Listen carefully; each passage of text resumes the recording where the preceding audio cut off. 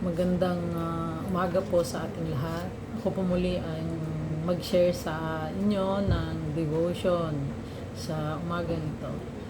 And we start through prayer. Salamat Panginoon, pinupuri ka namin sa umagang ito. Salamat po na nandyan ka parati upang Lord maggabay at mag-ingat sa amin. Salamat Ama sa aming pag-devotion sa umagang ito. Samahan po kami. And guide us Father at Lord, pagpalain mo ang buhay ng bawat isa na kasama naming magde-devotion sa umaga ito. Ang salita mo nawa Lord ay patuloy na managana sa buhay ng bawat isa. Itong aming dalangin sa pangalan mo Jesus. Amen. So, ang ating reference po sa ating devotion sa umagang ito ay matatagpuan natin sa Revelation chapter 5 verse 1 to 10. So, gusto ko pong basahin po muna natin. Sabi niya po dito, nakita ko sa kanang kamay ng nakaupo sa trono ang isang kasulatang nakabalumbon na may sulat sa loob at labas at sinarhan ng pitong selyo. Ito yung revelation kay John the Beloved, okay? Kay Juan. Okay. Verse 2, at nakita ko rin ang isang makapangyarihang anghel na nagtanong ng malakas, sino ang karapat-dapat na mag-alis sa mga selyo at magbukas sa balumbon? So, tinatanong ng anghel. Ngunit wala ni isa man, maging sa langit, maging sa lupa o sa ilalim ng lupa, na makapagbukas at makatingin sa nilalaman niyon. Verse 4, buong kapaitan akong umiyak. So itong sabi ni Juan o reaction niya. Sabi niya, buong kapaitan akong umiyak dahil walang natagpo ang karapat-dapat na magbukas at tumingin sa nilalaman niyon. Verse 5, ngunit sinabi sa akin ng isang matatandang pinuno, huwag kang umiyak. Tingnan mo, ang leon mula sa lipi ni Huda, ang anak ni David, ay nagtagumpay at may karapatang mag-alis sa 7 selyo at magbukas sa kasulatang nakabalumbon. So, sino yung tinutukoy dito? Ito si Jesus Christ. Okay? Verse 8, pagkatapos nakita ko sa pagitan ng matatandang pinuno at ng tronong napapaligiran ng 4 na buhay na nilalang ang isang korderong nakatayo na ang anyo ay tulad sa pinatay na. Ito'y may 7 sungay at 7 mata na siyang 7 espiritu ng Diyos na ipinadala sa buong daigdig. Lumapit ang kordero at kinuha ang kasulatang nakabalumbon sa kanang kamay ng nakaupo sa trono. Nang ito'y kunin niya, nagpatira pa sa harapan ng kordero ang 4 na buhay na nilalang at ang 24, okay, na matatandang pinuno. Bawat isa ay may hawak na alpa at may gintong mangkok na puno ng insenso na siyang mga panalangin ng mga hinirang ng Diyos. Verse 9, inaawit nila ang isang bagong awit. Ikaw ang karapat-dapat na kumuha ng kasulatang nakabalumbon at magtanggal sa mga selyo niyon, sapagkat pinatay ka at sa pamamagitan ng iyong dugo ay tinubos mo ang mga tao para sa Diyos, mula sa bawat lahi, wika, bayan at bansa. Ang last verse po natin, na dito po natin huhugutin ang ating devotion.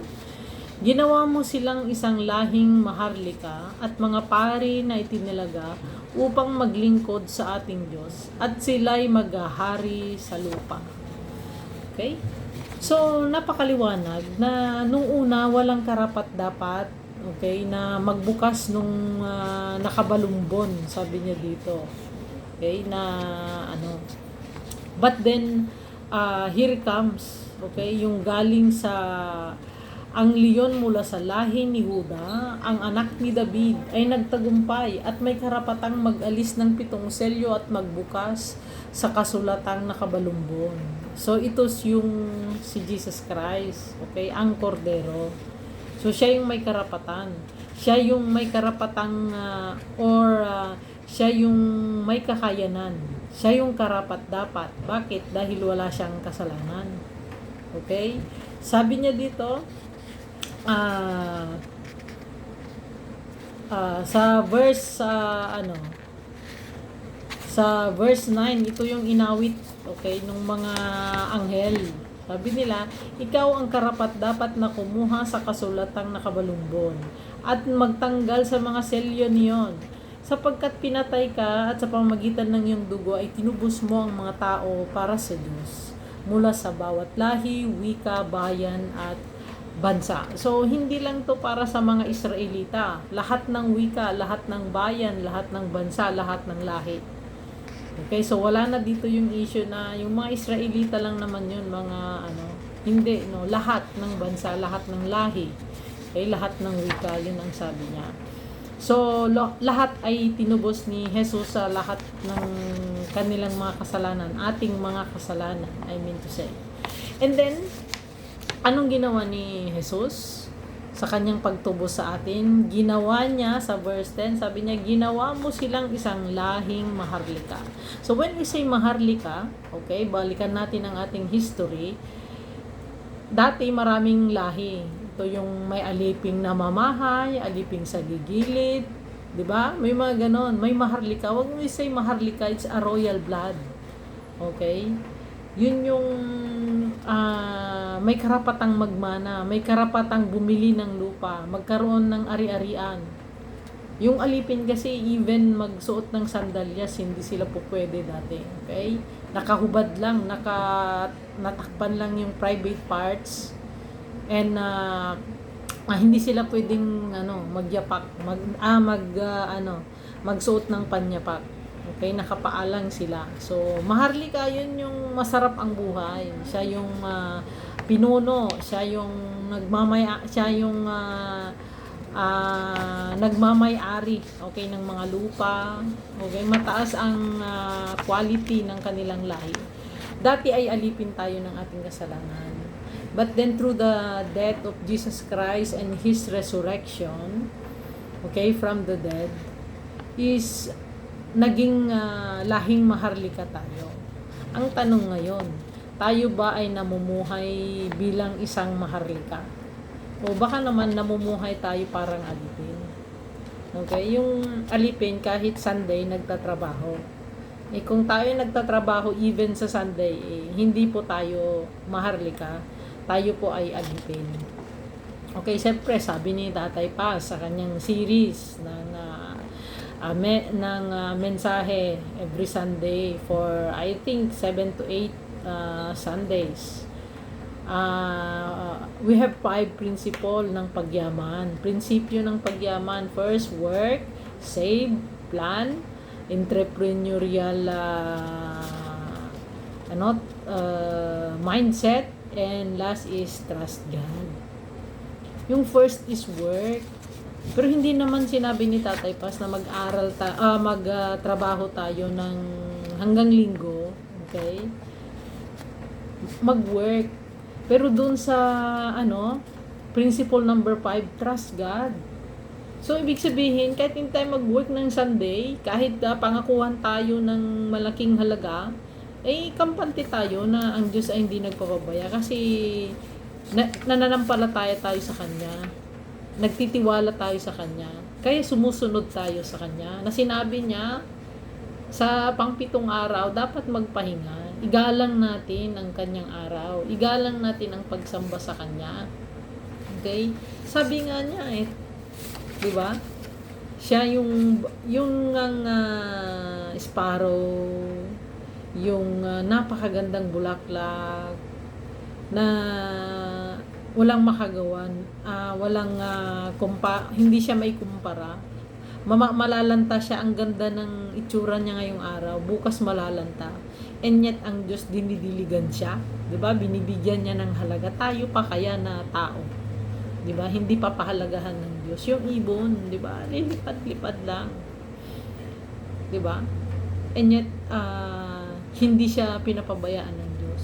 Iniingatan siya. Binibigyan siya ng makain niya.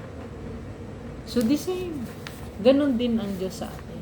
Mamuhay tayo dapat na isang maharlika. Huwag tayong mamuhay na parang alipin. So, anong gagawin natin? I-priority natin ang Diyos. Hindi tayo nagwo-worry na wala tayong makain. Hindi tayo nagwo-worry na kung may sakit tayo, yun na yung hangganan natin. Dahil alam natin na may Diyos tayo. Okay? Tayo ay nagtitiwala sa Kanya. So, magtiwala tayo sa Kanya ng lubusan. Hindi partial lang. Sa ating mga pagbibigay, even wala na kaming pambili bukas ng bigas. Pero, okay ba na kainin natin yung share ni Lord? Diyos siya di ba? So, ibigay natin kasi siya ang Diyos natin. Huwag natin siyang, huwag natin siyang maliitin. Kasi kung hindi, wala na kaming pagkain, wala na kaming bukas. Pag ito ay ibibigay ko sa Diyos. I believe ang Diyos hindi siya ganun. Hindi niya hayaan na hindi tayo makapagbigay sa Kanya. Pagpapalain niya tayo to the extent na more than enough for us, for our daily lives. Sana magsampalataya tayo sa Kanya, mamuhay tayo bilang maharlika at hindi alipin, no? Huwag alipin. Sabi pa niya doon sa last verse niya doon, bakit tayo niyang ginawang maharlika? Upang maglingkod sa ating Diyos. Basahin ko yung buo, sabi niya. Ginawa mo silang isang lahing maharlika at mga pari at itinalaga upang maglingkod sa ating Diyos. At sila'y maghahari sa lupa. So kung itinalaga tayo ng Diyos na magpuri sa Kanya, dapat gawin natin yun. Itinalaga upang maglingkod sa ating Diyos. At, sabi pa niya, at sila'y maghahari sa lupa. Paano tayo maghahari naman kung nagugutom? So, imposibleng gugutumin tayo ng Diyos.